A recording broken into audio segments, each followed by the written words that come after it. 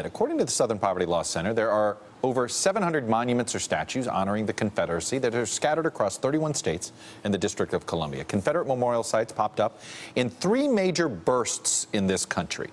The biggest spike came around 1900 after Plessy v. Ferguson and as Jim Crow laws began to rule the South. Over 400 monuments and public spaces were dedicated at that time to honor the Confederacy.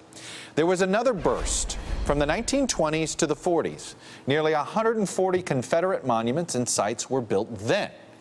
And then there was another spike that happened during the Civil Rights Movement in the 50s and 60s. Over 90 public spaces and monuments were dedicated or rededicated during that time. Panel is back. Michael Steele, Casey Hunt, Jonathan Alter. Jonathan Alter, does it matter when these monuments were put up? Should that be part of this conversation? Yeah, it can be part of it, because if they were done as a way of resisting integration, of raising the flag, for racism, then that's different than if they were built, at the time in the 1860s or something like that. So yes, but these are complicated questions of history, and should they be in museums? Should there be new plaques on them that put them in historical context? All of these questions should be worked out at the local level in calm community discussions. They should not be toppled in the middle of the night by people on one side of the debate. And they certainly shouldn't, be the source of neo-Nazi and white supremacist rallies. I thought it was interesting, the National Review basically, and Rich Lowry said it on Sunday, and then they took a collective decision to say if they are going to be magnets for white supremacists, then maybe in public spaces they should go and they belong in museums, Casey. Yeah, I think that is the way that this debate is centering. I mean, that the conversations in many cases are around, okay, should we relocate these to a private museum or a private home, depending on the various options. In Lexington, Kentucky right now, a place Mitch McConnell's paying very close attention to. They're going through this debate. There are some people arguing, well, why don't we just destroy them? The cost of relocating them would be so high for the government.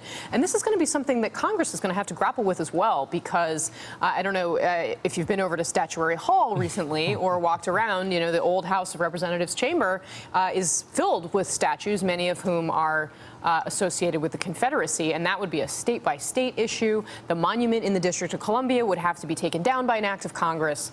So I don't think that there's really an end in sight to this immediately if this is the approach it for. Michael, we are the only country that that did this, that honored a loser. Honored a group. It has sort of been odd to. But we all grew up with it. Well, you just grew up. Well, of course, that's the way it was. We sort of honor all Americans in wars, I guess. I'm trying to figure out how I was conditioned as a kid about. You just sort of yes, that was what that was about. But it was all taught as history. Yeah, time and place. Yes. And that really matters here, because when you go back and you look at the graph you put up in those 3 spikes, the first was in the immediacy after the war, and then, of course, Ferguson and Plessy, that whole decision sort of, okay, now we can stamp our claim. Then as those veterans started to die, there was the commemoration for those men who served. Less emphasis on what the war was about and more recognition of who they were. And then that third spike of 91 statues was then that period of time where the civil rights movement was grappling the country, and it was sort of a pushback a little bit, or sort of another remembrance. And I think the time and place argument does matter a lot. But here's the rub. I think when it all boils down, it matters what these symbols, what these images, what these plaques are being used for. When they become the rallying source that ferments anew the kind of ugliness that we've seen in Charlottesville, that's it. It's got to go. It seems as if let the locals decide this. Exactly. And it's sort of it's where we went with the flag. Yeah, and look what Nikki Haley did in South Carolina.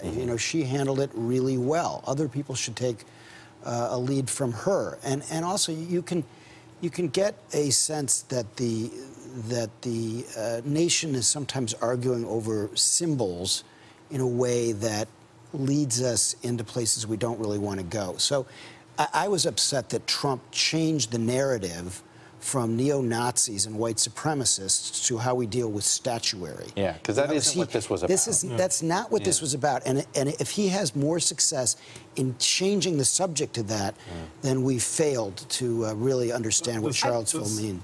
I don't think anybody also is interested in denying that this history happened or that it exists. I mean, that's a quick, often path down roads that we don't want to explore. I think, you know, the point of there's a lot of value, and I think both sides see a lot of value in remembering what happened and why it happened. I just think that there's an interpretation on one side that clearly has crossed an enormous moral line.